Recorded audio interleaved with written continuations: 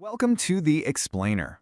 So today, we're going to do something a little different. Instead of learning a new language, we're actually going to take apart a language lesson itself to see exactly how it's built, from the ground up. So it all starts with this really big question, right?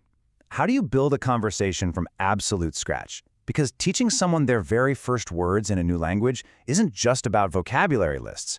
It's this amazing masterclass in how you build something piece by piece, methodically. So to figure this out, we're going to follow this blueprint. We'll look at the very first words, then the grammar that sticks them together, how they make it stick with practice, and then how it all comes together in a real introduction. Finally, we'll see the real art behind the whole thing. Okay, let's dive in. All right, so where do you even begin? Well, every single conversation we have, it starts with identity. And that means the lesson has to start with the most basic piece of who you are, your name. Okay, now this is what's really interesting. The lesson doesn't just throw a full name at you and say, memorize this. No, it immediately breaks it down. You learn the words for first name and last name right away. See, it's not just about memorizing. Right from the get-go, it's building a framework in your head. Okay, so you've got the basic building blocks, the names, but they're just sitting there. Now you need the stuff that holds them together, right? You need the grammatical glue to start building actual sentences. And first up is this idea of possessive adjectives. These little words are what create relationships. Suddenly, it's not just a name floating out there in the ether. It becomes my name or your name. It's personal now. It's interactive. And then, boom, you get the most important verb for identity maybe in any language, to be. This is where simple labels like Molly transform into complete statements like, I am Molly, or he is Ollie. You see how this works? We're taking these simple labels and turning them into real statements.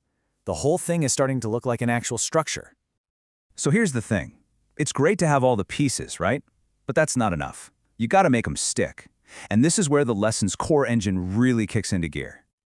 You see this one phrase over and over in the lesson. Okay, let's practice that. This is like the trigger phrase. It kicks off this relentless but super effective cycle of call and response that's just designed to drill these new patterns right into your brain. And the method here is what you might call strategic repetition. It's super clever, actually. The instructor asks the same question to different people, one after another. And the goal isn't just to quiz one person. It's for everyone listening to hear that structure again and again and again until it just clicks. All right, and now we get to the payoff. This is where all those little pieces we've been practicing get assembled into the final product. The goal? To be able to handle a real, live social situation. And to wrap it all up, the lesson gives you two different scripts for introductions. One is formal, with titles like doctor or professor. The other is informal, just for friends. And that's so important, right? Because it shows you that what you've learned isn't rigid. You can adapt it for the real world.